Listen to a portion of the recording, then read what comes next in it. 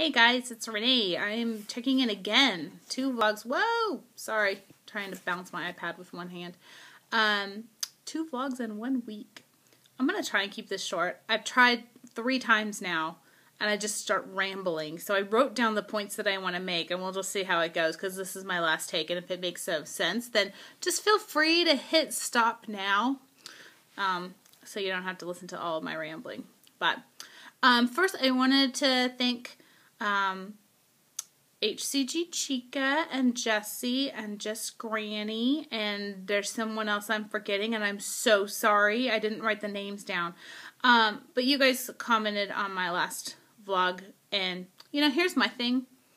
I don't care how many subscribers I have, because that's not why I'm here. I just am really grateful for those of you who have commented, and you're great. And you know, this is just, it's a really great community, and I really appreciate you guys. So thank you very much. I am going to check into Miss HCG Chica. I am going to check into the Eat Stop Eat. It sounds really interesting, and I think the idea of fasting, my family was really religious growing up, and so I've only ever really heard of fasting in like as a religious practice, but I actually think it might be nice to have it. It could still be, because taking care of yourself certainly should be part of any practice that you have. But anyways, it sounds really interesting, and so thank you. I will definitely look into that. I've already looked up some different websites, and I'm going to do some research on that. And I really enjoy your vlogs because they're always very informative. So thanks. And Jessie, I will. I'm going to start vlogging with you guys. So thanks for those names. I subscribed to some of them, but not all of them. And so we'll definitely start watching you guys. And see if we can't develop a community, not just for people who are in P2. I find P2 to be easy compared to P4. P3 is easy too, because you know what you can and can't eat. Regular life is trying to figure out how you can and can't eat in regular life is what's making me a little bit nutballs. So let me talk about that for a second. Oof, I'm already at 2 minutes. So a couple things are going on since last time I vlogged. I am getting my attitude better.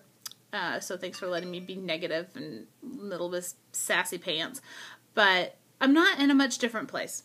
So hang on, I'm going to turn my phone off because it's making weird noises. I'm still frustrated, but I'm getting my attitude straightened out. I had a little talk with myself yesterday because I was just being really self-destructive. Yesterday, if it was not nailed down, I was eating it. Like, I had a terrible day yesterday. And a couple of things that I attribute that to. First is I was maintaining really well. After my last round, I ended my last round in the beginning, first or second week in November. I was maintaining really, really well until, I think it was right after the holidays. Granted, that wasn't, it wasn't that long, but it was like 6 weeks, 8 weeks. It was almost 2 months that I'd been stabilized. And then I put the whites back in my diet at Christmas. It must have been Christmas time. That's the white flours, white sugars, white rice. These things and I've mentioned this before, we do not get along. I cannot eat them, and ever since then, my stabilization weight went up 7.5 pounds. And that's where I'm kind of hanging out.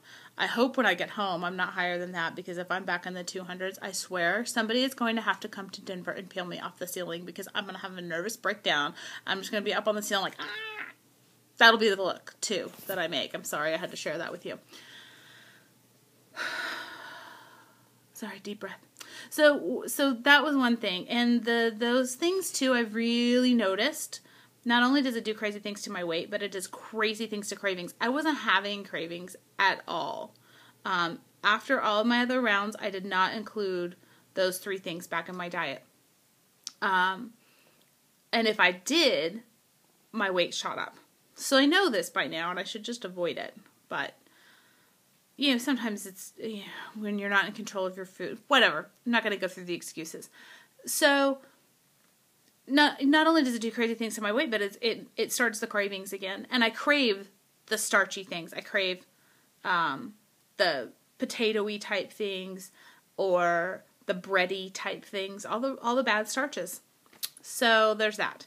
Then I've been traveling. If you've been watching me, I've been traveling a lot for work. Really, the last 7 months, I've been on a project, and a lot of that's been to places like California, where it's easier for me to eat healthy here. But I've done a lot of international travel, and a couple of things happened with that. It's hard to control your food, especially in countries where starch is a main staple of their diet, and it's really hard to find things that don't include it. And also, I just kind of hit a wall the last few days. The whole I'm going to eat everything that comes across my path thing. I think part of it is really emotional. I've been doing pretty good with the emotional eating, but I'm really struggling with it right now because I moved to Denver in August, and having people around me, having friends, having a social life, all that stuff is really important to me. It's something I really need, and it's not something I have much of right now.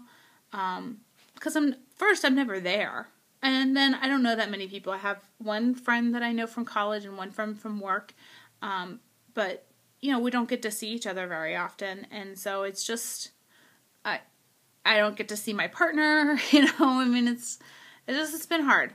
And I finally just hit a breaking point after 7 months of this yesterday.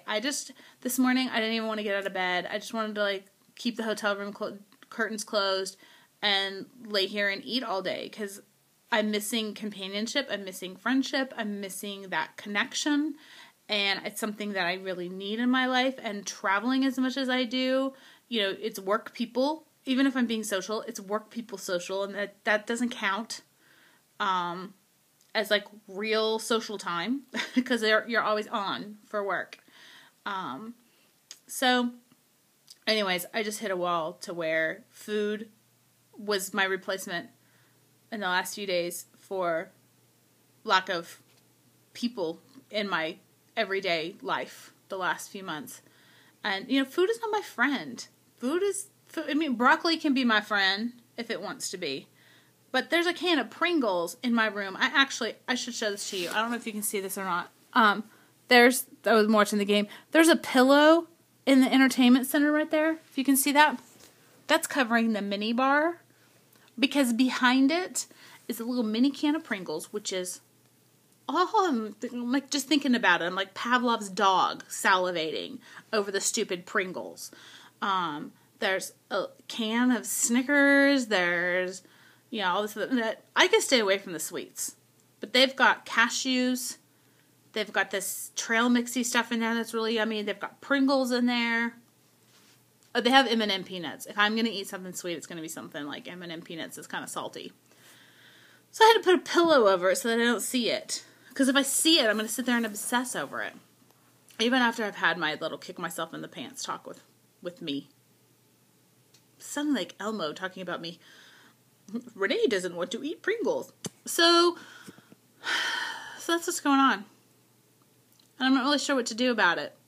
I'm hoping my travel's supposed to calm down here at the end of the month. My project will be over at the end of February, and so my travel should decrease significantly.